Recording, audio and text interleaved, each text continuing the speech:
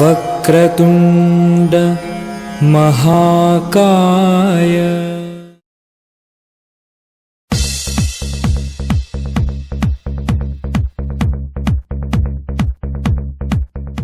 ಇವತ್ತು ನಮ್ಮ ವಾಹಿನಿಗೆ ಶುಭಾ ಶ್ರೀರಾಮ್ ಅವರು ಮಿಸಸ್ ಕರ್ನಾಟಕ ಮತ್ತು ಇಂಡಿಯಾ 2016 ಬಂದಿದ್ದಾರೆ. Welcome ma'am. Thank you. ಸೌಂದರ್ಯ ಸಾಧನೆ ಇವೆರಡರ ಸಂಗಮ ಇವತ್ತು ನಾನು ನಿಮಗೆ ಪರಿಚಯ ಮಾಡ್ಕೊತಿರೋ ವ್ಯಕ್ತಿ. ಇವರು Mrs Karnataka, Mrs intellectual, Mrs India dazzling. ಇವರು ನಮ್ಮ ಕರ್ನಾಟಕದ ಹೆಮ್ಮೆಯ ಪುತ್ರಿ ಶುಭಾ ಶ್ರೀರಾಮ್.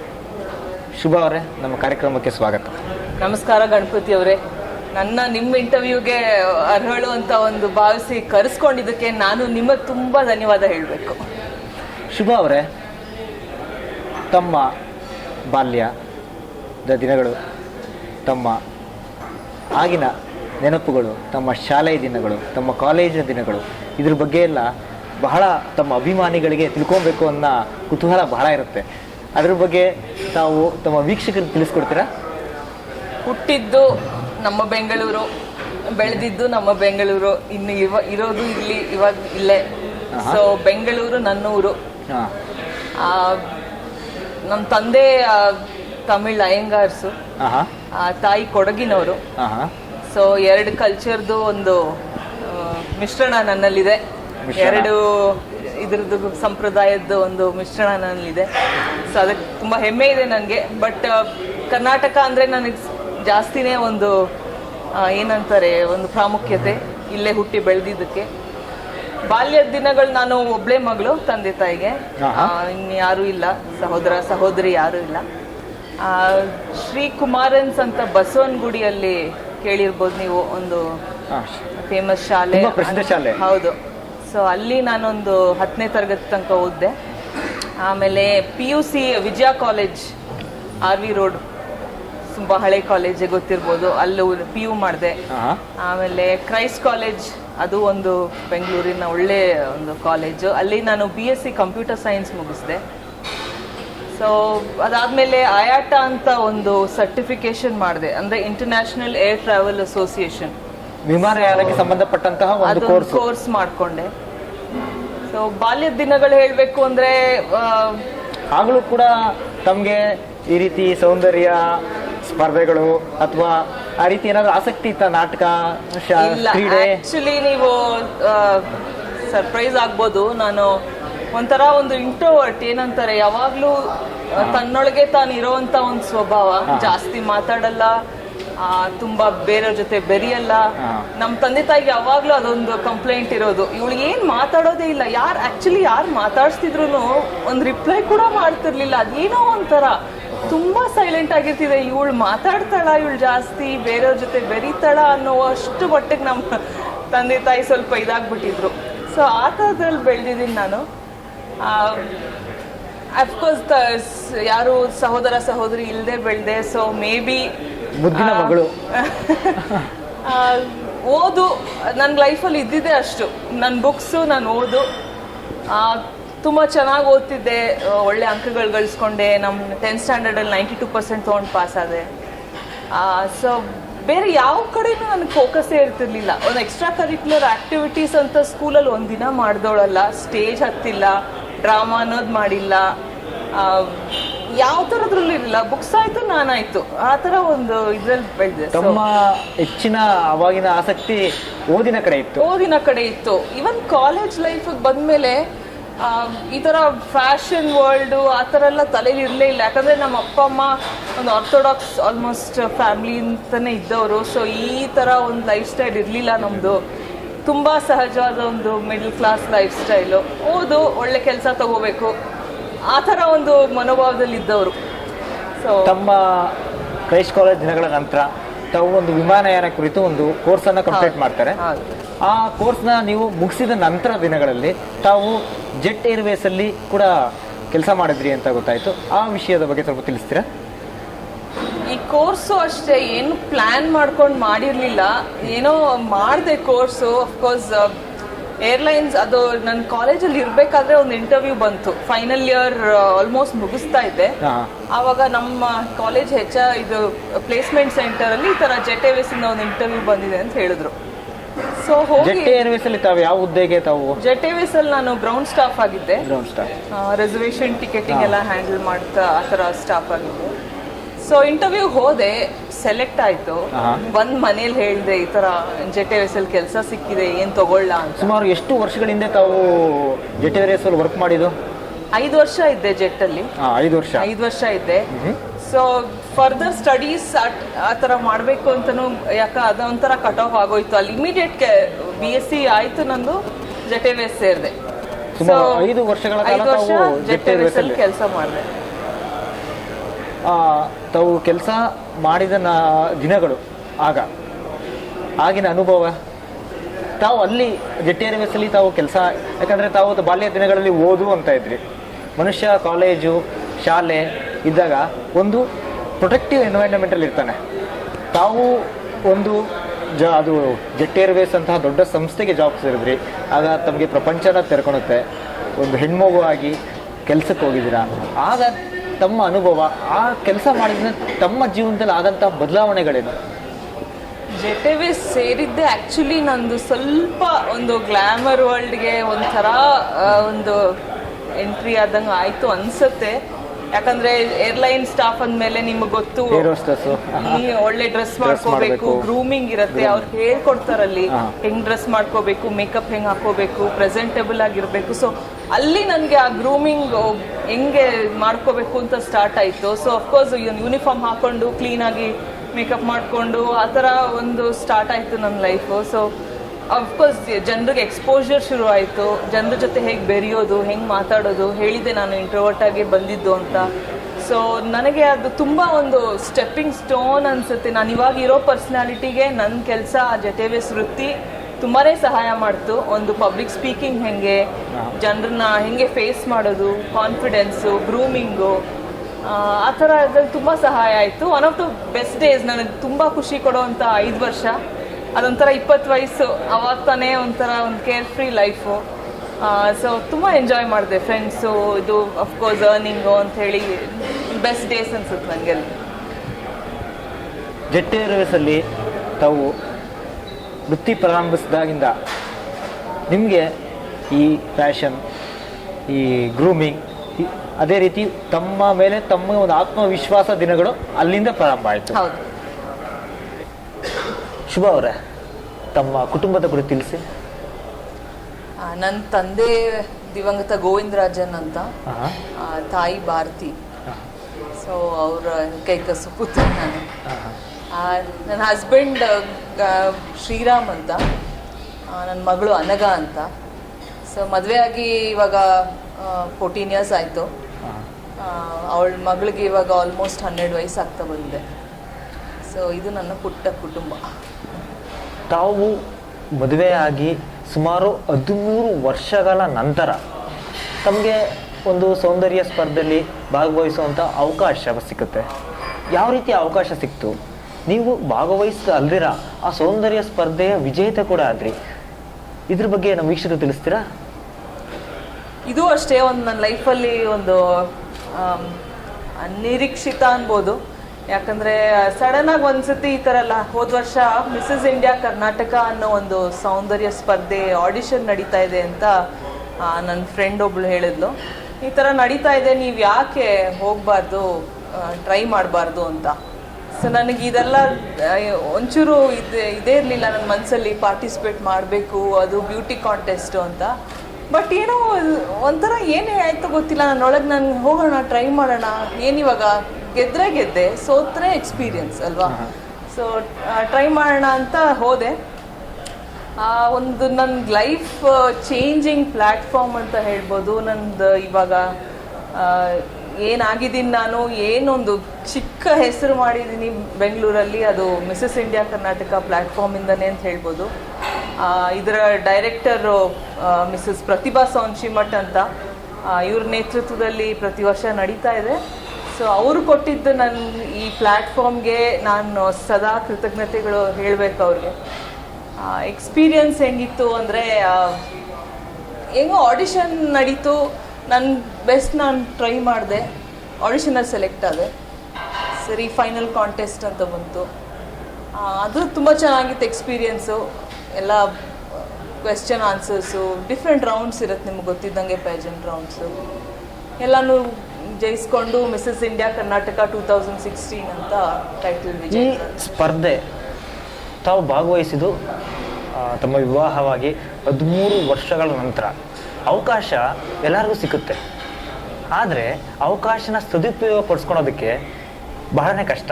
ತಾವು ಈ ಅವಕಾಶನ ಸದುಪಯೋಗ ಪಡಿಸ್ಕೊಂಡು ಇಷ್ಟು ಹೆಸರು ಮಾಡಿದ್ದೀರಾ. ಈ 13 ವರ್ಷಗಳ ನಂತರ ತಾವು ಭಾಗವಹಿಸ್ತಿದ್ದೀರಾ, ಅದು ಸಾರ್ವಜನಿಕ ವೇದಿಕೆ. ಆ ಸಂದರ್ಭದಲ್ಲಿ ತಮಗೆ ಯಾವುದೇ ರೀತಿ ಅಡೆತಡೆಗಳು, ಕಷ್ಟ ಆ ರೀತಿ ಯಾವುದೂ ಆಗಲಿಲ್ವಾ? ಆ ರೀತಿ ಆದರೆ ತಾವು ಯಾವ ರೀತಿ ಅದನ್ನು ಗೆದ್ರಿ? ಮೊದಲನೆಯ ಸ್ಟೆಪ್ ಅಂದರೆ ನನ್ನೊಳಗೆ ನಾನು ಫಸ್ಟು ಕ್ವೆಶ್ಚನ್ ಕೇಳ್ಕೊಂಡೆ, ನನ್ನ ಕೈಯಲ್ಲಿ ಇದು ಸಾಧ್ಯನಾ? ಸೊ ನನಗೆ ಆನ್ಸರ್ ಫಸ್ಟು ಸ್ವಲ್ಪ ಕಷ್ಟ ಆಯಿತು. ನಾನೇನು ಬ್ಯೂಟಿ ಕ್ವೀನ್ ಮೆಟೀರಿಯಲ್ಲ ಅಂತ ಫಸ್ಟು ನನಗೆ ನಾನು ಪ್ರಶ್ನೆ ಹಾಕ್ಕೊಂಡೆ. ಸರಿ, ಏನೋ ಒಂದು ಕಾನ್ಫಿಡೆನ್ಸ್ ಇತ್ತು, ಟ್ರೈ ಮಾಡೋಣ ಅಂತ ನಾನು ಹೇಳ್ದಂಗೆ. ಸೊ ಅದು ಫಸ್ಟು ಎಲ್ಲರಿಗೂ ಫಸ್ಟ್ ಲಿಮಿಟೇಷನ್ ಅಂದರೆ ಅವ್ರದ್ದು ಓನ್ ಮೈಂಡ್, ಅದನ್ನು ಕ್ರಾಸ್ ಮಾಡಿದೆ. ಫಸ್ಟು ನಿಮ್ಮ ಮನಸ್ಸನ್ನ ಗೆದ್ರಿ. ಹೌದು. ಸೆಕೆಂಡ್, ಇವಾಗ ಫ್ಯಾಮ್ಲಿಗೆ ನಾನು ಹೇಳ್ದಂಗೆ ನಂದು ಸ್ವಲ್ಪ ಸಂಪ್ರದಾಯಸ್ಥರು ಕುಟುಂಬ. ಗ್ಲಾಮರ್ ವರ್ಲ್ಡ್ ಅಂತ ಒಂದು ಕಾಲಿಡಕ್ಕೆ ಹೆಸಿಟೇಷನ್ ಇದ್ದೇ ಇತ್ತು. ಸೊ ಯಾಕಂದರೆ ನಮ್ಮ ಫ್ಯಾಮಿಲಿಯಲ್ಲಿ ಯಾರೂ ಮಾಡಿರಲಿಲ್ಲ. ಇದೇನು ಸರಿನಾ? ನನ್ನ ಹಸ್ಬೆಂಡ್ ಜೊತೆ ಫಸ್ಟು ಹೇಳಿದೆ, ಈ ಥರ ಹೋಗ್ತೀನಿ ಇದಕ್ಕೆ ಅಂತ. ಫಸ್ಟ್ ಅವ್ರಿಗೂ ಒಂದು ಪ್ರಶ್ನೆ ಬಂತು, ಇದೇನು ನೀನು ಮಾಡೋದು ಸರಿನಾ? ನಿಮಗೆ ಈ ನಮ್ಮ ಫ್ಯಾಮ್ಲಿಗೆ ಸೂಟ್ ಆಗುತ್ತಾ? ಈ ಗ್ಲಾಮರ್ ವರ್ಲ್ಡು, ಈ ಫ್ಯಾಷನ್ನು ಅನ್ನೋದು ನಾವು ಯಾರೂ ಮಾಡಿಲ್ಲ, ನಾವೆಲ್ಲ ಅಕಾಡೆಮಿಕ್ ಬ್ಯಾಕ್ಗ್ರೌಂಡ್ ಇದ್ದವರು.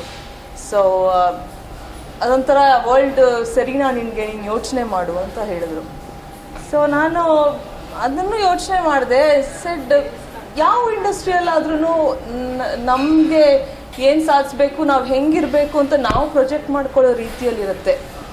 ಸೊ ನಾನಂದೆ, ಸರಿ ಯೋಚನೆ ಮಾಡಬೇಡ, ನೋಡೋಣ, ಹೋಗಿ ಟ್ರೈ ಮಾಡ್ತೀನಿ. ಇವಾಗ ಅಷ್ಟೊಂದು ಮುಂದಾಲೋಚನೆ ಯಾಕೆ, ಟ್ರೈ ಮಾಡ್ತೀನಿ, ಸಿಕ್ಕಿದ್ರೆ ಆಮೇಲೆ ನೋಡ್ಕೊಳ್ಳೋಣ, ಫ್ಯೂಚರ್ ಕೋರ್ಸ್ ಹೆಂಗಿರುತ್ತೆ ನೋಡ್ಕೊಳ್ಳೋಣ ಅಂತ. ಸೊ ಅವರು ಸರಿ ಪಾಪ ತುಂಬಾ ನನಗೆ ಒಂದು ನಂಬಿಕೆ ಇಟ್ಟರು, ಯಾವಾಗಲೂ ಇಡ್ತಾರೆ. ತುಂಬ ಸಪೋರ್ಟಿವ್ ಆಗಿ ಸರಿ ಹೋಗು ಅಂತ ಹೇಳಿ ಕಳಿಸ್ಕೊಟ್ರು. ಸೊ ಅಫ್ಕೋರ್ಸ್ ಆ ಫ್ಯಾಮ್ಲಿನ ಸ್ವಲ್ಪ ಕನ್ವಿನ್ಸ್ ಮಾಡೋದೊಂದು ಸೆಕೆಂಡ್ ಸ್ಟೆಪ್ಪು ನನಗೆ ಇತ್ತು, ಅದನ್ನು ಮೀರಿಸಿ ಹೋದೆ. ಸೊ ಇದೆರಡು ಕ್ರಾಸ್ ಮಾಡಿದೆ. ಇದೆರಡು ಸ್ವಲ್ಪ ಹಿಂಡ್ರೆನ್ಸ್ ಅನಿಸ್ತು, ಬಟ್ ಅದನ್ನು ಕ್ರಾಸ್ ಮಾಡಿ ಗೆದ್ದೆ. ತಾವು ಸ್ಪರ್ಧೆಯಲ್ಲಿ ಭಾಗವಹಿಸಿ ತಾವು ಆ ಸಾರ್ವಜನಿಕ ವೇದಿಕೆಯಲ್ಲಿ ಹೋದಾಗ ತಮ್ಮ ಯಾವ ರೀತಿ ಅನುಭವ, ಯಾವ ರೀತಿ ನಿಮಗೆ ಒಂದು ಸಾರ್ವಜನಿಕ ವೇದಿಕೆ ಪ್ರಥಮ ಬಾರಿಗೆ ಹೋಗ್ತಾ ಇದ್ದೀರಾ? ಎಷ್ಟೋ ಸ್ಪರ್ಧೆಗಳಿದ್ದಾರೆ, ಪ್ರಥಮ ಬಾರಿಗೆ ತುಂಬ ಜನ ತಮ್ಮನ್ನು ವೀಕ್ಷಿಸ್ತಾ ಇರ್ತಾರೆ, ತಮ್ಮ ಬಗ್ಗೆ ಒಂದು ಕುತೂಹಲ, ಎಕ್ಸ್ಪೆಕ್ಟೇಷನ್ಸ್ ಎಲ್ಲ ಸ್ಟಾರ್ಟ್ ಆಗಿರುತ್ತೆ. ಆ ಸಂದರ್ಭದಲ್ಲಿ ತಾವು ಯಾವ ರೀತಿ ಎದುರಿಸಿದ್ರಿ ಅದನ್ನೆಲ್ಲ? ನಿಮ್ಮಲ್ಲಿ ಅದು ಇನ್ನರ್ ಸ್ಟ್ರೆಂತ್ ಇತ್ತಾ? ಐ ವಿಲ್ ಡೂ ಇಟ್ ಅಂತ? ಡೆಫಿನೆಟ್ಲಿ ನನ್ನಲ್ಲಿ ಯಾವಾಗಲೂ ಒಂದಿದೆ, ನಾನು ಮಾಡೇ ಮಾಡ್ತೀನಿ ಅಂತ. I push my self beyond limits ಅಂತಾರಲ್ಲ. ಸೊ ಅದೊಂದು ಕಾನ್ಫಿಡೆನ್ಸ್, ನನ್ನ ಕಾನ್ಫಿಡೆನ್ಸೇ ನನಗೊಂದು ಮಂತ್ರ ಥರ ಆಗೋಗಿತ್ತು. ಯಾಕೆ ಮಾಡಬಾರ್ದು, ನಾನು ಟ್ರೈ ಮಾಡ್ತೀನಿ ಅಂತ. ಆ ಕಾನ್ಫಿಡೆನ್ಸ್ ಯಾಕೋ ಅದು ಎಷ್ಟು ಕ್ಲಿಯರಾಗಿ ತೋರಿಸ್ತಾ ಇತ್ತು ಅಂದರೆ ಜನರಿಗೆ ಅದು ಇಷ್ಟ ಆಗೋಯಿತು. ನಾನು ಇವಾಗ ಬ್ಯೂಟಿ ಕ್ವೀನ್ ಅನ್ನೋದಕ್ಕೆ ನಾನೇನು ಅಫ್ಕೋರ್ಸ್ ಪರ್ಫೆಕ್ಟ್ ಫಿಗರ್ ಇರಬೇಕು ಅಥವಾ ಏನೋ ಇರುತ್ತೆ ಅವ್ರಿಗೆ ಎಕ್ಸ್ಟ್ರಾ. ಸೊ ನಾನಂದ್ರೆ ಇವಾಗ ನಾನು ಮಿಸ್ ಅಲ್ಲ, ಮಿಸ್ಸಸ್ಸು. ಎಕ್ಸ್ಪೀರಿಯನ್ಸ್ ಡಬಲ್ ಇದೆ, ಮೆಚ್ಯೂರಿಟಿ ಡಬಲ್ ಇದೆ, ಒಂದು ತಾಯಿ. ಸೊ ನನಗೆ ಡೆಫಿನೆಟ್ಲಿ ಒಂದು 20 ವಯಸ್ಸಿನ ಹುಡುಗಿ ಥರ ಒಂಥರ ದೇಹ ಸೌಂದರ್ಯ ಇರೋಕ್ಕೆ ಸಾಧ್ಯ ಇಲ್ಲ. ಅದು ಅಕ್ಸೆಪ್ಟ್ ಮಾಡ್ಕೋಬೇಕು, ಎಲ್ಲ ಹೆಂಗಸರು ಅಕ್ಸೆಪ್ಟ್ ಮಾಡಬೇಕು. ಆ ಪರ್ಫೆಕ್ಟ್ ಒಂದು ಇದು ಯೂಶ್ವಲಾಗಿ ಮಿಸ್ ಬ್ಯೂಟಿ ಪ್ಯಾಜೆಂಟಲ್ಲಿರೋ ಅಷ್ಟು ನಮಗೆ ಇರೋಕ್ಕಾಗಲ್ಲ. ಸೊ ಅದೇ ಬಂದು ಮಿಸ್ಸಸ್ ಅನ್ನೋ ಡಿಫ್ರೆನ್ಸೇ ಅದು. ಸೊ ನನ್ನದಲ್ಲಿರೋ ಫ್ಲಾಸ್ನು ನಾನು ಅಕ್ಸೆಪ್ಟ್ ಮಾಡಿಕೊಂಡು ಬಟ್ ಸ್ಟಿಲ್ ಆ ಕಾನ್ಫಿಡೆನ್ಸ್ ಇಟ್ಕೊಂಡು, ಆ ಕಾನ್ಫಿಡೆನ್ಸ್ ನನ್ನ ಕಣ್ಣಲ್ಲಿ ತೋರಿಸ್ತು ಆ ಸ್ಟೇಜ್ ಮೇಲೆ. ನಾನು ಇನ್ನೇನು ಯಾವುದಕ್ಕೂ ಭಯ ಬಿಡಲಿಲ್ಲ. ಕೇಳೋ ಕ್ವೆಶ್ಚನಿಗೆ ಆನ್ಸರ್ ಮಾಡಿದೆ. ನಂದು ಒಂದು ಕಾನ್ಫಿಡೆನ್ಸ್ ನನ್ನ ಕಣ್ಣಲ್ಲಿ ನೋಡಿದ್ರು, ಜಡ್ಜಸ್ಗೆ ಇಷ್ಟ ಆಯಿತು, ನಾನು ಸೆಲೆಕ್ಟ್ ಮಾಡಿದ್ರು ಅಂತ ಹೇಳ್ಬೋದು. ಸೊ ನನ್ನ ಆತ್ಮವಿಶ್ವಾಸನೇ ನನಗೆ ಗೆಲ್ಲಿಸ್ತು ಅಂದ್ಕೊಳ್ತೀನಿ. ಒಂದು ಆತ್ಮವಿಶ್ವಾಸದಿಂದ ತಾವು ಇಷ್ಟು ವರ್ಷಗಳ ನಂತರ ಒಂದು ಸಾರ್ವಜನಿಕ ವೇದಿಕೆ ಹೋಗಿ ಗೆದ್ದಿದ್ದೀರಾ. ಇದಕ್ಕೆ ನಿಮ್ಮಲ್ಲಿರುವಂತಹ ಒಂದು ಆತ್ಮವಿಶ್ವಾಸ, ಅದಕ್ಕೆ ನೀವು ಪೂರ್ತಿ ಕ್ರೆಡಿಟ್ ಕೊಡ್ತೀರಾ? ಆತ್ಮವಿಶ್ವಾಸ, ಅಫ್ಕೋರ್ಸ್ ನಾನೇನೋ ಒಂದು ಸಾಧಿಸ್ಬೇಕು. ಇದು ಸ್ಟಾರ್ಟ್ ಮಾಡಿದ್ದೆ ಅಫ್ಕೋರ್ಸ್ ಇವಾಗ ಇಷ್ಟು ವರ್ಷ ಮನೇಲಿದ್ದೆ, ನನ್ನ ಜೊತೆವೇ ಸ್ಫೂರ್ತಿ ಬಿಟ್ಟು ಮನೆ ಆಯಿತು, ನನ್ನ ಮಗಳಾಯಿತು, ಎಲ್ಲರೂ ಒಂದು ಗೃಹಿಣಿಯರು ಹೇಗಿರ್ತಾರೋ ನಾನು ಹಂಗೆ ಇದ್ದೆ. ಈ ಮನೆ ಒಳಗೆ 4 ಗೋಡೆ ಒಳಗೆ ಏನೂ ಮಾಡ್ತಿರ್ಲಿಲ್ಲ. ಸೊ ಒಂದು ಏನೋ ಒಂದು ಡಿಫ್ರೆಂಟ್ ಮಾಡಬೇಕು ಅನ್ನೋ ಒಂದು ಇದು ಸ್ಟಾರ್ಟ್ ಆಯಿತು ನನ್ನಲ್ಲಿ. ಫುಲ್ ಟೈಮ್ ಕೆಲಸ ತೊಗೊಳ್ಳೋ ಥರ ಇರಲಿಲ್ಲ ಆಪ್ಷನ್ನು, ಯಾಕಂದರೆ ನನ್ನ ಮಗು ಚಿಕ್ಕದಾಗಿತ್ತು, ಬೆಳೀತಾ ಇದ್ಲು, ನಾನು ಹಸ್ಬೆಂಡ್ ಇಬ್ಬರೇ ಇದ್ವಿ. ಸೊ ಅದನ್ನು ಒಬ್ಬರು ಬಿಟ್ಟು ಹೋಗೋಕ್ಕೂ ಆಗ್ತಿರ್ಲಿಲ್ಲ. ಸೊ ಏನಾದ್ರು ಒಂದು ಸ್ವಲ್ಪ ಇಲ್ಗೂ ಟೈಮ್, ನನ್ನ ಪ್ಯಾಷನ್ ಅಂತ ಏನಿದೆ ಅದನ್ನೂ ಮಾಡಬೇಕು, ಪ್ಲಸ್ ಮನೇನೂ ನಿಭಾಯಿಸ್ಕೊಂಡು ಹೋಗಬೇಕು ಅನ್ನೋ ಟೈಮಲ್ಲಿ ಇದ್ದಾಗ ಈ ಪ್ಯಾಜೆಂಟ್ ನನಗೆ ಬಂತು. ಅಫ್ಕೋರ್ಸ್ ಅದಕ್ಕೆ ಪ್ಯಾಜೆಂಟ್ ಸ್ಟಾರ್ಟ್ ಆಗೋಕ್ಕೆ ಸ್ವಲ್ಪ ಮುಂಚೆ ನಾನು ಮಾಡ್ಲಿಂಗ್ ಅಂತ ಟ್ರೈ ಮಾಡಿದ್ದೆ. ಅದಕ್ಕಿಂತ ಮೇ ಬಿ ಒಂದು 1 ವರ್ಷ 2 ವರ್ಷಕ್ಕೆ ಹಿಂದೆನೆ ಜಸ್ಟ್ ಹಾಬಿ ಥರ, specially for Indian wear saris ಆ ಥರ ಸುಮ್ಮನೆ ಹವ್ಯಾಸವಾಗಿ ಪ್ರೊಫೆಷ್ನಲ್ ಆಗಿ ತೊಗೊಂಡಿಲ್ಲ, ಇನ್ನೂ ತೊಗೊಂಡಿಲ್ಲ ಆ್ಯಕ್ಚುಲಿ. ಸೊ ಅದರಿಂದ ಒಂದು ಸ್ವಲ್ಪ ನನಗೆ ಕ್ಯಾಮ್ರಾನ ಹೆಂಗೆ ಎದುರಿಸೋದು ಆ ಕಾನ್ಫಿಡೆನ್ಸ್ ಎಲ್ಲ ಡೆವಲಪ್ ಆಗೋಗಿತ್ತು ಆ್ಯಸ್ ಅ ಮಾಡೆಲ್. ಸೊ ಅದು ಒಂಥರ ನನಗೆ ಇಷ್ಟ ಆಯಿತು, ನನಗೆ ಕ್ಯಾಮ್ರಾ ಫೇಸ್ ಮಾಡೋದು, ಏನೋ ಪೋಸಸ್ ಕೊಡೋದು, ಎಕ್ಸ್ಪ್ರೆಷನ್ಸು ಅದೊಂಥರ ತುಂಬಾ ಇಷ್ಟ ಆಗಕ್ಕೆ ಶುರು ಆಯಿತು. ಸೊ ನನ್ನಲ್ಲಿ ಅದೊಂದು ಪ್ಯಾಷನ್ನು, ನನ್ನ ಟ್ಯಾಲೆಂಟ್ ಇದೆ ಅಂತ ನಾನೇ ಒಂದು ಡಿಸ್ಕವರ್ ಮಾಡಿಕೊಂಡೆ ನನ್ನಲ್ಲಿ. ಇಷ್ಟು ದಿನ ನನಗೂ ಗೊತ್ತಿರಲಿಲ್ಲ. ಸೊ ಜನರು ಹೇಳಿದಾಗ ನೀವು ಪಿಕ್ಚರ್ಸ್ ಎಷ್ಟು ಚೆನ್ನಾಗಿ ಬರುತ್ತೆ, ನಿಮ್ಮ ಎಕ್ಸ್ಪ್ರೆಷನ್ಸ್ ಎಷ್ಟು ಚೆನ್ನಾಗಿದೆ, ನೀವು ಫೋಟೋಜೆನಿಕ್ ಆಗಿದ್ದೀರಾ. ಸೊ ಇದು ನನಗೆ ಆತ್ಮವಿಶ್ವಾಸ ಬೆಳೆಯೋಕ್ಕೆ ಶುರು ಆಯಿತು ಅದರಲ್ಲಿ. ಸೊ ನನಗೆ ಇದರಲ್ಲೇ ಏನಾದರೂ ಮಾಡ್ಬೋದಾ ಅಂತ ಒಂದು ಥಾಟ್ ಇತ್ತು. ನಮ್ಮ ಸಂಸ್ಕೃತದಲ್ಲಿ ಶುಭಾ ಅವರೇ, ನಮ್ಮಲ್ಲಿ ಯದ್ಭಾವಂ ತದ್ಭವತಿ ಅಂತ ಒಂದು ಸಂಸ್ಕೃತ ಮಾತಿದೆ. ನಾವು ಯಾವ ರೀತಿ ಭಾವಿಸ್ತೀವೋ ನಮ್ಮ ಬಗ್ಗೆ, ನಾವು ಆ ರೀತಿ ಆಗ್ತೀವಿ. ಅದಕ್ಕೆ ಉತ್ತಮ ಉದಾಹರಣೆ ತಾವು ಅನಿಸುತ್ತೆ. ಶುಭಾ ಅವರೇ,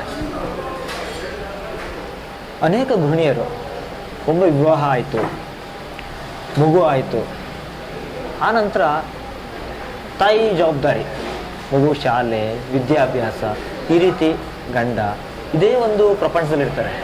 ಬಹಳ ವರ್ಷಗಳು ಇದರಲ್ಲೇ ಕಳೆದೋಗುತ್ತೆ. ಈಗಲೂ ಸಹ ನಿಮ್ಮ ಕತೆ ನನಗೆ ಕೇಳ್ತಾ ಇದ್ದೆ. ಈಗ ನನಗೆ ಗೊತ್ತಿರೋ ಪ್ರಕಾರನೇ ಎಷ್ಟೊಂದು ಜನ 13 ವರ್ಷ ಆಗಿರುತ್ತೆ, 14 ವರ್ಷ ಆಗಿರುತ್ತೆ ವಿವಾಹವಾಗಿ, ಅವ್ರಿಗೂ ಕೂಡ ಏನೋ ಒಂದು ಸಾಧನೆ ಮಾಡಬೇಕು, ನನ್ನಲ್ಲಿ ಏನೋ ಇದೆ ಅಂತ ಅನಿಸಿರುತ್ತೆ. ಅಂಥ ಮಹಿಳೆಯರಿಗೆ ತಾವೊಂದು ಮಾದರಿ, ಅಂಥ ಗೃಹಿಣಿಯರಿಗೆ ತಾವೇನು ಹೇಳಕ್ಕೆ ಇಷ್ಟಪಡ್ತೀರಾ ನಮ್ಮ ವಾಹಿನಿ ಮುಖಾಂತರ? ಎಲ್ಲ ಮಹಿಳೆಯಲ್ಲೂ ಏನೋ ಒಂದು ಟ್ಯಾಲೆಂಟ್ ಅಂತ ಇರುತ್ತೆ, ಅವ್ರದೊಳಗೆ ಒಂದು ಕ್ರಿಯೇಟಿವಿಟಿ ಇರುತ್ತೆ. ಜನರಲ್ ಆಗಿ ಒಂದು ನಾರ್ಮಲ್ ಮಿಡಲ್ ಕ್ಲಾಸ್ ಗೃಹಿಣಿ ಬಗ್ಗೆ ಮಾತಾಡ್ತಾ ಇದ್ದೀನಿ. ಸೊ ಮದುವೆ ಆದಮೇಲೆ ಗಂಡ ಮಕ್ಕಳು ಅತ್ತೆ ಮಾವ ಎಲ್ಲ ಅದೇ ಒಂದು ಪ್ರಪಂಚ ಮಾಡಿ ಮನೆಯೊಳಗೆ ಇದ್ಬಿಡ್ತಾರೆ. ಸೊ ಅವ್ರದ್ದು ಏನೋ ಒಂದು ಸೆಲ್ಫ್ ಐಡೆಂಟಿಟಿ ಅಂತೇನು ಹೇಳ್ತೀವಿ, ಅದು ಕ್ರಿಯೇಟ್ ಮಾಡ್ಕೊಳ್ಳೋಕ್ಕೆ ಒಂದು ಯೋಚನೆ ಇರಲ್ಲ, ಅಥವಾ ಅವಕಾಶ ಹೇಗೆ ನೋಡೋದು ಅಂತ ಹುಡ್ಕೋದು ಅಂತ ಒಂದು ಅವ್ರಿಗೆ ಐಡಿಯಾ ಇರಲ್ಲ. ಸೊ ನಾನೇನು ಹೇಳ್ತೀನಿ ಅಂದರೆ, ಎಲ್ಲರೂ ಅಫ್ಕೋರ್ಸ್ ಸೌಂದರ್ಯ ಸ್ಪರ್ಧೆಯಲ್ಲಿ ಭಾಗವಹಿಸಬೇಕು, ಬ್ಯೂಟಿ ಕ್ವೀನ್ ಆಗಬೇಕು ಅಂತಲ್ಲ. ಎಲ್ಲರಲ್ಲೂ ಅವ್ರದ್ದೇ ಆದ ಏನೋ ಒಂದು ಟ್ಯಾಲೆಂಟ್ ಇರುತ್ತೆ. ಆ ಟ್ಯಾಲೆಂಟ್ ಏನು ಅಂತ ನೀವು ನಿಮ್ಮಲ್ಲೇ ಹುಡ್ಕೋಬೇಕು. ಸೆಲ್ಫ್ ಡಿಸ್ಕವರಿ ಅಂತ ಏನು ಹೇಳ್ತೀವಿ, ಅದನ್ನು ಮಾಡ್ಕೊಳ್ಳೋದು. ಏನಾದ್ರು ಚಿಕ್ಕ ಪುಟ್ಟದಾಗಿರ್ಬೋದು, ಕುಕ್ಕಿಂಗಲ್ಲೇ ಅವ್ರಿಗೆ ಎಲ್ಲರೂ ಮೋಸ್ಟ್ ಹೆಂಗಸರು ಕುಕ್ಕಿಂಗ್ ಅಂತ. ಗೃಹಿಣಿಯರಿಗೆ ತಮ್ಮಲ್ಲಿ ಇರುವಂಥ ಒಂದು ಆಸಕ್ತಿ ಕ್ಷೇತ್ರದಲ್ಲಿ ಅವರು ಸಾಧನೆ ಮಾಡಕ್ಕೆ ಹೋಗೋದು. ಯಾವ್ದಾದ್ರು ಚಿಕ್ಕದಾಯ್ತು, ಹಾಡೋದಾಯ್ತು, ಕೈಗಾರಿಕೆ ಕೆಲಸ ಏನಾದ್ರು ನಿಟ್ಟಿಂಗು, ಸೂಯಿಂಗು ಅಥವಾ ಬೇಕಿಂಗ್, ಈ ನಡುವೆ ಬೇಕಿಂಗ್ ಮಾಡ್ತಾರೆ. ಯಾವುದೋ ಡ್ಯಾನ್ಸ್, ಯಾವ ಫೀಲ್ಡಲ್ಲಾದ್ರೂ ಅದೊಂದು ಚಿಕ್ಕದು ನಿಮ್ಮಲ್ಲಿ ಇದೆ ಅದು ಅಂತ ಗೊತ್ತಾದ ಕೂಡಲೇ ಅದನ್ನು ಯಾವ ರೀತಿಯಲ್ಲಿ ನೀವು ಮುಂದೆ ತರ್ಬೋದು. ಮನೇನೂ ನೋಡ್ಕೋಬೇಕು. ಅಫ್ಕೋರ್ಸ್ ನಂದು ಪ್ರಯಾರಿಟಿನೂ ನಮ್ಮ ಮನೆ ನೋಡ್ಕೊಳ್ಳೋದು, ನನ್ನ ಗಂಡ, ನನ್ನ ಮಗು, ನಮ್ಮ ತಾಯಿ ಜೊತೆಗಿದ್ದಾರೆ. ಸೊ ಫಸ್ಟು ಮನೆ ಅನ್ನೋದು ನನ್ನ ಪ್ರಯಾರಿಟಿ. ಸೊ ಅದನ್ನು ನಿಭಾಯಿಸ್ಕೊಂಡು ನಿಮ್ಮದು ಟ್ಯಾಲೆಂಟ್ನು ಹೇಗೆ ಏನೋ 4 ಜನರ ಮುಂದೆ ತರ್ಬೋದು. ಟ್ಯಾಲೆಂಟ್ ಇಲ್ಲದೆ ನಿಮ್ಗೆ ಇಲ್ಲಾಂದರೆ ಸೇವೆ, ಸಮಾಜಕ್ಕೆ ಯಾವ ಥರ ನಿಮ್ಮ ಕೊಡುಗೆ ಯಾವ ಥ್ರೂ ಮಾಡ್ಬೋದು, ಆ ಥರ ಒಂದು ಯೋಚನೆ ಬಂದಾಗ ಅದೊಂದು ಆತ್ಮವಿಶ್ವಾಸ ಬೆಳೆಸ್ಕೋಬೇಕು. ನಾನು ಏನೋ ಒಂದು ಮಾಡ್ತೀನಿ, ಚಿಕ್ಕ ಮಟ್ಟದಲ್ಲೇ ಸ್ಟಾರ್ಟ್ ಮಾಡ್ಬೋದು. ಈ ಥರ ಒಂದು ಮಾಡಿ ಒಂದು ಅದನ್ನೇ ಬೆಳೆಸ್ಕೊಂಡು ಹೋಗಿ, ಅದೇ ನಿಮಗೊಂದು ಸೆಲ್ಫ್ ಐಡೆಂಟಿಟಿ ಅಂತ ಏನು ಹೇಳ್ತು ಅದು ಕೊಡುತ್ತೆ. ಆ ಸಂತೋಷ ಕೊಡೋದಿದೆಯಲ್ಲ, ಅದು ಎಲ್ಲದಕ್ಕೂ ಒಂದು ಮೀರಿದ ಸಂತೋಷ ಅದು. ತಾವೇ ಒಂದು ಸಾಧನೆ ಮಾಡಿದಾಗ ಸಿಕ್ಕುವಂಥ ಸಂತೋಷ ತುಂಬಾನೇ ಇದೆ ಸಾಧನೆಗೆ ವಯಸ್ಸು ಅಡ್ಡಿಯಲ್ಲ. ಇಲ್ಲ. ಎಷ್ಟೇ ವರ್ಷಗಳಾದರೂ ಗಂಡ ಮನೆ ಮಗು ಅಂತ ಒಂದು ಗೃಹಿಣಿ ಜೀವನ ನಡೆಸಿ ಇವತ್ತು ಶುಭ ಅವರು ಈ ಸಾಧನೆ ಮಾಡಿದ್ದಾರೆ. ಈ ಮುಖಾಂತರ ಅವರು ಎಲ್ಲ ಗೃಹಿಣಿಯರಿಗೆ ಏನು ಹೇಳ್ತಾ ಇದ್ದಾರೆ ಅಂದರೆ ಸಾಧನೆಗೆ ವಯಸ್ಸು ಅಲ್ಲ, ಮನಸ್ಸು ಬಹಳ ಮುಖ್ಯ ಅಂತ. ಮನಸ್ಸು, ಪ್ಯಾಷನ್ ಅಂತ ಏನು ಹೇಳ್ತೀವಿ, ಆ ಪ್ಯಾಷನ್ ಅನ್ನೋದು ಒಳಗೆ ಕುದೀತಾ ಇದ್ರೆ ಏನೋ ಒಂದು ಮಾಡ್ತೀನಿ ಅಂತ, ಅದು ಹೇಗೋ ಮಾಡ್ಬೋದು. ನಿಮ್ಗೆ 1000 ಕಲ್ಲುಗಳು ಅಡ್ಡ ಬರಲ್ಲ ಅಂತಲ್ಲ. ಸೊ ಅದನ್ನೆಲ್ಲ ದಾಟ್ಕೊಂಡು ಹೇಗೆ ಒಂದು ನನ್ನದೇ ಒಂದು ಹೆಸರು ನಾನು ಕ್ರಿಯೇಟ್ ಮಾಡ್ಕೊತೀನಿ, ನನಗೊಂದು ಸಂತೋಷ ಕೊಡಬೇಕು, 4 ಜನರಿಗೆ ನನ್ನಿಂದ ಉಪಯೋಗ ಆಗಬೇಕು ಅನ್ನೋದು. ಸೊ ಇಂಗ್ಲೀಷಲ್ಲಿ ಒಂದು ಗಾದೆ ಇದೆ, give your life a purpose to inspire lives ಅಂತ. ಸೊ ನನ್ನಿಂದ ಆ್ಯಕ್ಚುಲಿ ಇವನ್ ನಾನು ಅದೇ ಯೋಚನೆ ಮಾಡೋದು, ನನ್ನಿಂದ ಒಬ್ಬರಿಬ್ಬರು ಹೆಂಗಸರಿಗೂ ಒಂದು ಸ್ಫೂರ್ತಿ ಬಂದಿದ್ರೆ ಸೊ ಜೀವನದ ಉದ್ದೇಶ ನಾನು ಕಂಡುಕೊಂಡಂಗೆ. ಖಂಡಿತವಾಗಿ ಶುಭ ಅವರೇ, ತಮ್ಮಿಂದ ಬಹಳ ಜನ ಗೃಹಿಣಿಯರು ಸ್ಫೂರ್ತಿ ಪಡ್ತಿದ್ದಾರೆ. ಆ ಥರ ಹೇಳ್ತಾರೆ, ತುಂಬ ಸಂತೋಷ ಆಗುತ್ತೆ ಕೇಳಿ. ನನ್ನಿಂದ ಅಟ್ಲೀಸ್ಟ್ ಒಂದು ಈ ಚಿಕ್ಕ ಒಂದು ಕಾಂಟ್ರಿಬ್ಯೂಷನ್, ಒಂದು ಅಳಿಯ ಸೇವೆ ಆಗುತ್ತೆ ಸಮಾಜಕ್ಕೆ ಅಂತ. ಸೊ ಶುಭ ಅವರೇ, 2016 ತಮ್ಮ ಜೀವನದ ಪ್ರಮುಖ ವರ್ಷ. ಹೌದು. ಅಂದು ನೀವು ಪ್ರಸಿದ್ಧರಾದ್ರಿ. ಪ್ರಸಿದ್ಧಿ ಜೊತೆಗೆ ಬಹಳನೇ ಜವಾಬ್ದಾರಿ ಕೂಡ ಬರುತ್ತೆ. ಪ್ರಸಿದ್ಧಿ, ಜವಾಬ್ದಾರಿ ಎರಡೂ ಬಂದಿದೆ. ಈ ಪ್ರಸಿದ್ಧಿ ಜವಾಬ್ದಾರಿಯಿಂದ ಇವತ್ತು ನೀವು ಸಮಾಜಕ್ಕೆ ಯಾವುದಾದ್ರೂ ರೀತಿಯಲ್ಲಿ ಕೊಡುಗೆ ಕೊಡ್ತಾ ಇದ್ದೀರಾ? ಸೌಂದರ್ಯ ಸ್ಪರ್ಧೆಯಲ್ಲಿ ಯೂಶ್ವಲ್ ಆಗಿ ಇರೋದೇ ಒಂದು ಟ್ಯಾಗ್ ಲೈನ್ ಅಲ್ಲ, ಬ್ಯೂಟಿ ವಿತ್ ಅ ಪರ್ಪಸ್ ಅಂತ. ಸೊ ಅಫ್ಕೋರ್ಸ್ ನಾನು ಗೆದ್ದ ಮೇಲಿಂದ ನನಗೆ ಸುಮಾರು ಪ್ಲ್ಯಾಟ್ಫಾರ್ಮ್ಸ್ ಓಪನ್ ಆಗಿದೆ. ಫಸ್ಟ್ ಹೇಳ್ಬೋದು ಅಂದರೆ ಅದೇ ಆ್ಯಕ್ಟಿಂಗ್, ಅಫ್ಕೋರ್ಸ್ ಮೋಸ್ಟ್ ಕಾಮನ್, ಎಲ್ಲರಿಗೂ ಗೊತ್ತಿದ್ದಂಗೆ ಆ್ಯಕ್ಟಿಂಗು. ಬಟ್ ನಾನು ಆ್ಯಕ್ಟಿಂಗ್ ಸದ್ಯಕ್ಕೆ ಮಾಡಲ್ಲ, ಅದೊಂದು ಪರ್ಸ್ನಲ್ ಡಿಸಿಷನು. ನನಗೆ ಅದು ತೊಗೊಂಬಿಟ್ರೆ ಆಮೇಲೆ ಮನೇನು ನೋಡಿಕೊಂಡು ಇದು ಮಾಡೋಕ್ಕೆ ಟೈಮ್ ಫುಲ್ಲು ಹೊಟ್ಟೋಗುತ್ತೆ, ನಾನು ಅದಕ್ಕೆ ರೆಡಿ ಇಲ್ಲ. ಸೊ ಆ್ಯಕ್ಟಿಂಗ್ ಸದ್ಯಕ್ಕೆ ಮಾಡ್ತಿಲ್ಲ, ನನ್ನ ಮಗು ಸ್ವಲ್ಪ ಬೆಳೆದ್ಮೇಲೆ ನೋಡೋಣ ಅಂತ. ಅಫ್ಕೋರ್ಸ್ ಇವಾಗ ನೀವು ಗೊತ್ತಿರೋಂಗೆ ಇಲ್ಲಿ ಸೌತ್ ರಿಚೀಸ್ದು ಬ್ರ್ಯಾಂಡ್ ಅಂಬಾಸಿಡರ್ ಆಗಿದ್ದೀನಿ, ಬ್ರೆಸ್ಟ್ ಕ್ಯಾನ್ಸರ್ ಅವೇರ್ನೆಸ್ದು ಬ್ರ್ಯಾಂಡ್ ಅಂಬಾಸಿಡರ್ ಆಗಿದ್ದೀನಿ. ಸೋಷಿಯಲ್ ಸರ್ವಿಸಲ್ಲಿ ನನಗೆ ಆಸಕ್ತಿ ಇದೆ. ಸೊ ಆದಷ್ಟು ನನ್ನ ಕೈಲಾದಷ್ಟು ಹೋಗಿ ಓಲ್ಡ್ ಏಜ್ ಹೋಮ್ಸ್ಗೆ ವಿಸಿಟ್ ಮಾಡ್ತೀನಿ, ಅವ್ರ ಕಷ್ಟ ಅರ್ಥ ಮಾಡ್ಕೊಳಕ್ಕೆ ನೋಡ್ತೀನಿ. ನನ್ನ ಕೈಲಾದಷ್ಟು ನಾನು ಏನು ಮಾಡ್ಬೋದು, ತುಂಬ ಕಾಸಸ್ ಇದೆ. ಈ ಥರ ಒಂದು ಬ್ಯೂಟಿ ಕ್ವೀನ್ ಹೋಲ್ಡರ್ ಅಸೋಸಿಯೇಟ್ ಆಗ್ಬೋದು ಅಂತ. ಇವಾಗ ಅಕ್ಟೋಬರಲ್ಲಿ ಬ್ರೆಸ್ಟ್ ಕ್ಯಾನ್ಸರ್ದೇ ಕಾಸಸ್ ತುಂಬ ಇದ್ದವು, ಇವೆಂಟ್ಸ್ ಮಾಡ್ತಾರೆ. ಸೊ ಅದಕ್ಕೆ ನಾನು ಕರೆಸ್ತಾರೆ.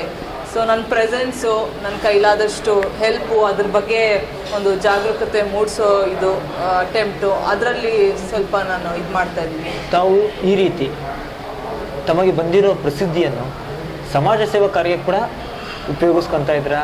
ಅದರಿಂದ ನಿಮಗೆ ಅದೊಂದು ಆತ್ಮತೃಪ್ತಿ ಇದೆ. ಅಫ್ಕೋರ್ಸ್ ಬರೀ ಬ್ಯೂಟಿ ಕ್ವೀನ್ ಅಂದಮೇಲೆ ಪೋಸ್ ಮಾಡೋದು, ಆ ಕಡೆ ಈ ಕಡೆ ಓಡಾಡೋದು ಅದೊಂದೇ ಒಂದು ಮೇಯ್ನ್ ಆಗಲ್ಲ. ಒಂದು ಪರ್ಪಸ್ಸು ಇರಬೇಕು. ನನ್ನಿಂದ ಯಾವ ಥರದ್ರಲ್ಲಿ, ಅದು ಚಿಕ್ಕ ಇದರಲ್ಲಾಗಲಿ ದೊಡ್ಡ ಪ್ರಮಾಣದಲ್ಲಾಗಲಿ ಒಂದು ಸಮಾಜಕ್ಕೆ ಸಹಾಯ ಆಗತ್ತೆ ಅಂದರೆ ಅಂಥ ಇವೆಂಟ್ಸ್ಗೆ, ಕಾಸಸ್ಗೆ ನಾನು ಯಾವಾಗಲೂ ಸಹಾಯ ಮಾಡ್ತೀನಿ. ಸೊ ಆ ಥರದಲ್ಲಿ ಇನ್ನೂ ತುಂಬ ಮಾಡಬೇಕು. ಸಾಧಿಸಿರೋದು ನನ್ನ ಪ್ರಕಾರ ನಾನು ಏನೂ ಇಲ್ಲ ಅನ್ಕೋತೀನಿ. ತುಂಬ ಒಂದು ಚಿಕ್ಕ ಪ್ರಮಾಣದಲ್ಲಿ ಇನ್ನೂ ಹಲವಾರು ಸಾಧಕರಿದ್ದಾರೆ. ಅದೊಂದು ದೊಡ್ಡ ಓಷನ್ನು, ಅದರಲ್ಲಿ ನಾನೊಂದು ಚಿಕ್ಕ ಡ್ರಾಪ್ ಅಷ್ಟೇ. ಬಟ್ ಇನ್ನೂ ತುಂಬ ಮಾಡಬೇಕು ಅಂದ್ಕೊಂಡಿದ್ದೀನಿ. ಪ್ರಾಣಿಗಳಿಗೆ, ನನಗೆ ಪ್ರಾಣಿಗಳದ್ದು ಒಂದು ಅನಿಮಲ್ ಶೆಲ್ಟರ್ಸ್ ಜೊತೆ ಅಸೋಸಿಯೇಟ್ ಆಗಬೇಕಂತ ಆಸೆ ಇದೆ. ಸೊ ಅವ್ರುಗಳ್ಗೇನಾದರೂ ಒಂದು ಸಹಾಯ ಮಾಡಬೇಕು ಅಂತ ಇದ್ದೀನಿ. ನೋಡೋಣ ಇನ್ನೇನೇನು ನನ್ನ ಕೈಯಲ್ಲಾಗುತ್ತೆ. ನಿಮ್ಮ ಸಾಧನೆಯ ಪ್ರಾರಂಭ ದಿನಗಳು, ಇನ್ನು ಮುಂದೆ ತಮಗೆ ಭಗವಂತ ತಮ್ಮೆಲ್ಲ ಆಸೆಗಳನ್ನು ಪೂರೈಸುವಂತಹ ಶಕ್ತಿ, ಸಾಮರ್ಥ್ಯ ಕೊಡಲಿ ಅನ್ನೋದು ನಮ್ಮ ಆಶೆ. ತುಂಬ ಸಂತೋಷ, ಥ್ಯಾಂಕ್ ಯು. ಶುಭ ಅವರೇ, ಪ್ರಸಿದ್ಧಿ ಬಂದಾಗ ಅಭಿಮಾನಿಗಳು ಕೂಡ ಬರ್ತಾರೆ. ತಮಗೆ ಬಹಳ ಜನ ಅಭಿಮಾನಿಗಳಿದ್ದಾರೆ. ಈಗ ನೀವು ಎಷ್ಟೊಂದು ಜನ ಅಭಿಮಾನಿಗಳನ್ನ ಗಳಿಸಿದ್ದೀರಾ. ಆ ಅಭಿಮಾನಿಗಳ ಬಗ್ಗೆ ತಿಳಿಸ್ತೀರಾ ಏನಾದರೂ? ಅಭಿಮಾನಿಗಳು ಅಂತ ಹೇಳ್ಬೇಕಾ, ವೆಲ್ ವಿಷರ್ಸ್ ಅಂತ ಹೇಳ್ಬೇಕಾ ಗೊತ್ತಿಲ್ಲ. ಬಟ್ ನನ್ನನ್ನು ಪ್ರೀತಿಸೋರು ತುಂಬ ಜನ ಇದ್ದಾರೆ. ನನ್ನಲ್ಲಿ ಏನು ನೋಡ್ತಾರೆ ಅಂತ ನಂಗೆ ಗೊತ್ತಿಲ್ಲ. ನಾನು ಸ್ಟಾರ್ಟಿಂಗಲ್ಲಿ ಅಫ್ಕೋರ್ಸ್ ನನ್ನ ಫೋಟೋಸ್ ಎಲ್ಲ ನೋಡಿ ತುಂಬ ಇಷ್ಟಪಟ್ಟವರಿದ್ದಾರೆ. ಏನೋ ಒಂಥರ ವ್ಯತ್ಯಾಸವಾಗಿ ಅದು ಒಂದು ಈ ಸ್ಟೇಜಲ್ಲಿ ಲೈಫ್ ಸ್ಟೇಜಲ್ಲಿ ಈ ಥರ ಇನ್ನೂ ಮಾಡ್ತೀರಾ ಅಂತ ಅದನ್ನು ಮೆಚ್ಕೊಂಡವರು ಎಷ್ಟೋ ಹೆಂಗಸರಿದ್ದಾರೆ. ಸೊ ಖುಷಿ ಆಗುತ್ತೆ ನನಗೆ. ಅಫ್ಕೋರ್ಸ್ ಸೋಷಿಯಲ್ ಮೀಡಿಯಲ್ಲಿ ಫಾಲೋವರ್ಸು ಫ್ಯಾನ್ಸ್ ಅಂತ ಹೇಳ್ತಾರೆ. It's a very humbling thing, but ತುಂಬ ಸಂತೋಷ. ಅಭಿಮಾನಿಗಳು ನಿಮಗೆ ಬಹಳ ಪ್ರೋತ್ಸಾಹ ಕೊಡ್ತಾರೆ, ಅದು ನಿಮಗೆ ಒಂಥರ ಒಳಗಡೆನೆ ಒಂದು ಎನರ್ಜಿ ತಂದುಕೊಡುತ್ತೆ. ಅಭಿಮಾನಿಗಳ ಪ್ರೀತಿ, ವಿಶ್ವಾಸ. ಶುಭಾ ಅವರೇ, ಪ್ರಸಿದ್ಧಿಗೆ ಎರಡು ಮುಖ ಇರುತ್ತೆ. ಒಂದು ಅವರ ಪ್ರೀತಿ, ಅವರ ವಿಶ್ವಾಸ.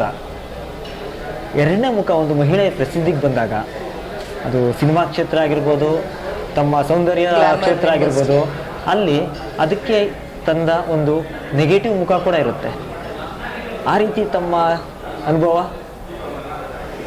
ನೆಗೆಟಿವ್ ಇದಂದರೆ ಏನಾಗುತ್ತೆ, ಹಲವಾರು ಗಂಡಸರು ಇವಾಗ ಒಂದು ಪಬ್ಲಿಕ್ ಫಿಗರ್ ಅಂತ ಹೆಂಗಸು ಅನ್ಸ್ಕೊಂಡಾಗ ಅವರು ಆಲ್ಮೋಸ್ಟ್ ಪಬ್ಲಿಕ್ ಪ್ರಾಪರ್ಟಿ ಅಂತ ಕೂಡ ಒಂಥರ ಟ್ರೀಟ್ ಮಾಡೋಕ್ಕೆ ಶುರು ಮಾಡ್ತಾರೆ. ಅಂದರೆ ಅವ್ರ ಜೊತೆ ಮಾತಾಡಬೇಕು, ನಿಮ್ಮ ಫೋನ್ ನಂಬರ್ ಏನು ಅಂತ ಕೇಳೋದು, ನೀವು ಒಂಥರ ಕ್ಲೋಸ್ ಆಗಕ್ಕೆ ನೋಡ್ತಾರೆ. ಅದು ಆ್ಯಕ್ಸೆಸ್ ಜಾಸ್ತಿ. ನಾನು ಅದನ್ನು ಅವ್ರಿಗೂ ಬ್ಲೇಮ್ ಮಾಡೋಕ್ಕೆ ಹೋಗಲ್ಲ, ಬಟ್ ಇರೋದೇ ಹಂಗೆ. ಒಂದು ಸುಂದರವಾದ ಮುಖ ನೋಡಿದ್ರೆ ಒಂದು ಅಭಿಮಾನಕ್ಕೆ ಒಂದು ಲಿಮಿಟ್ ಅನ್ನೋದು ಇರಬೇಕು, ಅದನ್ನು ಕ್ರಾಸ್ ಮಾಡಬಾರ್ದು ಯಾರು ಅನ್ನೋದು ತಮ್ಮ ಒಂದು ಅಭಿಪ್ರಾಯ.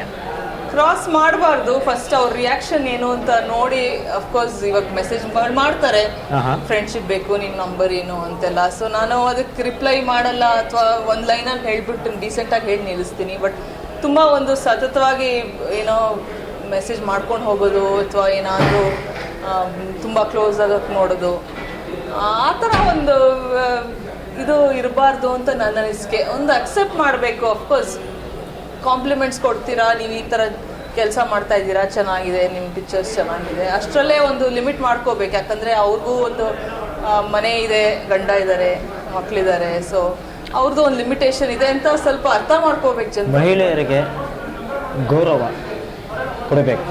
ಯಾವುದೇ ಕ್ಷೇತ್ರ ಆಗಿದೆ, ಈಸ ಮಹಿಳೆ, ಆ ಗೌರವವನ್ನು ಯಾರೇ ಆಗಲಿ, ಅವರ ಅಭಿಮಾನಿಗಳಾಗಲಿ ಯಾರೇ ಆಗಿರ್ಬೋದು, ಅದನ್ನು ಮೀರಬಾರ್ದು ಅನ್ನೋ ತಮ್ಮ ಅಭಿಪ್ರಾಯ. ಹೆಣ್ಣು ಕೂಡ ನನ್ನ ಪ್ರಕಾರ ಅವರು ಆ ಥರ ಅವ್ರ ವ್ಯಕ್ತಿತ್ವನ ವ್ಯಕ್ತಪಡಿಸ್ಕೋಬೇಕು, ಒಂದು ಪ್ರೊಜೆಕ್ಟ್ ಮಾಡಬೇಕು ಆ ಇಮೇಜ್ನ. ಅದು ನನ್ನ ಒಪಿನಿಯನ್ ಅಷ್ಟೇ. ನಾನು ಇಲ್ಲಿ ಒಂದು ವೀಕ್ಷಕರಿಗೆ ನಾನು ಒಂದು ವಿಷಯ ತಿಳಿಸೋಕ್ಕೆ ಇಷ್ಟಪಡ್ತೇನೆ. ಶುಭಾ ಅವರು ಎಷ್ಟೋ ಜನ ಹೆಣ್ಮಕ್ಳಿಗೆ ಈ ಫೇಸ್ಬುಕ್ಕು, ವಾಟ್ಸಪ್ಪು, ಈ ಸಾಮಾಜಿಕ ಜಾಲತಾಣಗಳಲ್ಲಿ ಈ ರೀತಿ ಸಂದೇಶಗಳು ಬರೋದು, ಅವ್ರಿಗೆ ಮಾನಸಿಕವಾಗಿ ಹಿಂಸೆ ಕೊಡುವಂಥದ್ದು, ಪದೇ ಪದೇ ಮಾಡೋದು, ಎಷ್ಟೋ ಜನ ಹೆಣ್ಮಕ್ಳು ಅದಕ್ಕೆ ಯಾವುದೇ ರೀತಿ ಕ್ರಮ ತಗೊಳೋದಿಲ್ಲ. ನಾನು ಇತ್ತೀಚೆಗೆ ಒಂದು ದಿನ ಇವರ ಫೇಸ್ಬುಕ್ ಪೇಜ್ ನೋಡ್ತಾ ಇದ್ದೆ. ಶುಭಾ ಅವರು ಒಂದು ಒಳ್ಳೆಯ ಸಂದೇಶನ ಹಾಕಿದರು. ಈ ರೀತಿ ಹ್ಯಾರಾಸ್ ಮಾಡುವಂಥ ವ್ಯಕ್ತಿಗಳಿಗೆ ಒಂದು ಸಂದೇಶ ಹಾಕಿದರು. ಆ ಸಂದೇಶ ಎಷ್ಟು ಬೋಲ್ಡಾಗಿ ಹಾಕಿದ್ರು ಅಂದರೆ ನಾನು ಮೆಚ್ಕೊಂಡೆ. ನಾನು ಪರ್ಸ್ನಲ್ ಆಗಿ ಪ್ರಥಮ ಬಾರಿ ಯಾವುದಾದ್ರು ಒಂದು ಸೆಲಿಬ್ರಿಟಿ ಆ ರೀತಿ ಸಂದೇಶನ ತನ್ನ ಫೇಸ್ಬುಕ್ ಪೇಜಲ್ಲಿ ಹಾಕಿ ನಿಮ್ಮ ಲಿಮಿಟಲ್ಲಿ ನೀವು ಇರಿ ಅನ್ನೋದನ್ನ ಧೈರ್ಯವಾಗಿ ತಿಳಿಸ್ಕೊಳ್ತಾರೆ ಶುಭಾ ಅವರು. ಇದನ್ನು ನನ್ನ ವೀಕ್ಷಕನ ತಿಳಿಸಲೇಬೇಕು. ಒಂದು ರೀತಿಯಲ್ಲಿ ಹೇಳಿದೆ, ತುಂಬ ರೂಢಾಗೂ ಇರಲಿಲ್ಲ ಮೆಸೇಜು, ಒಂಥರ ಹ್ಯೂಮರ್ ಅದರೊಳಗೆ ಅಡಗಿತ್ತು, ನೀವು ನೋಡಿರ್ಬೋದು. ಬಟ್ ಮೆಸೇಜ್ ಕೊಡೋ ಥರನೂ ಇತ್ತು. ಎಷ್ಟೋ ಜನ ಇದು ಮಾಡಲ್ಲ, ಏನು ಹೇಳ್ಕೊಳಲ್ಲ, ಏನೋ ಇದ್ದಿದ್ದೆ ಇವ ಇಂಡಸ್ಟ್ರಿ ಅಂದರೆ ಹಿಂಗೇನೆ, ಅಥವಾ ಏನು ಮಾಡೋಕ್ಕಾಗಲ್ಲ, ನಾವ್ಯಾಕೆ ಇದು ಮಾಡಬೇಕು ಅಂತ ಹೇಳ್ತಾರೆ. ಬಟ್ ನಾನು ಸ್ವಲ್ಪ ಇರೋದನ್ನ ವ್ಯಕ್ತಪಡಿಸ್ತೀನಿ, ಅದು ಒಳ್ಳೆ ರೀತಿಯಲ್ಲಿ ಹೇಳ್ತೀನಿ, ಹೇಳೋದನ್ನ ಪಾಯಿಂಟ್ ಹಾಕ್ತೀನಿ. ತಮ್ಮ ಸಂದೇಶ ತುಂಬಾ ಮುಖ್ಯ ಆಗಿತ್ತು, ತಮ್ಮ ಸಂದೇಶ ತುಂಬಾ ಚೆನ್ನಾಗಿತ್ತು. ಶುಭಾ ಅವರೇ, ಇವತ್ತು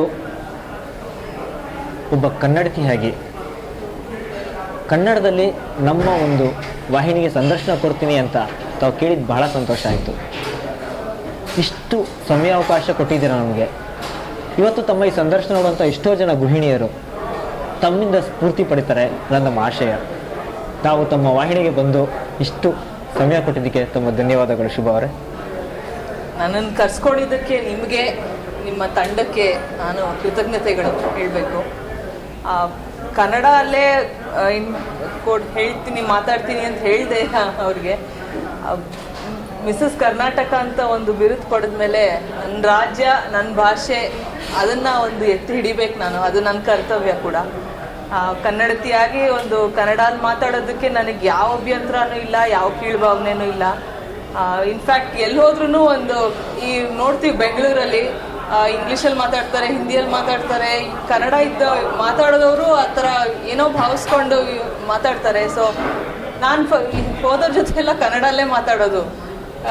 ಇಂಗ್ಲೀಷ್ ಅನ್ನೋದು ನನಗೂ ಚೆನ್ನಾಗಿ ಬರುತ್ತೆ ಆ ಥರ ಅಂತ ಇಲ್ಲ, ಬಟ್ ಏನೋ ನಾವು ನಮ್ಮ ಭಾಷೆನ ಎತ್ತಿಡಿಯಲ್ಲ ಅಂದರೆ ಇನ್ನು ಯಾರು ಮಾಡ್ತಾರೆ ಅಷ್ಟೇ. ಸೊ ಈ ಮಿಸಸ್ ಕರ್ನಾಟಕ ಅನ್ನೋ ಒಂದು ಬಿರುದು ಪಡೆದ್ಮೇಲೆ ನನ್ನ ಕರ್ತವ್ಯ ಅದು. ನಾನು ಕನ್ನಡಲ್ಲಿ ಮಾತಾಡೋಕ್ಕೆ ಹೆಮ್ಮೆ ಪಡ್ತೀನಿ. ನನಗೆ ಕನ್ನಡಲ್ಲಿ ಮಾತಾಡೋ ಅವಕಾಶ ಇವತ್ತು ಸಿಕ್ಕಿದೆ, ಅದನ್ನು ಸದುಪಯೋಗ ಪಡಿಸ್ಕೊಂಡೆ ಅಂತ ಅನ್ಕೋತೀನಿ.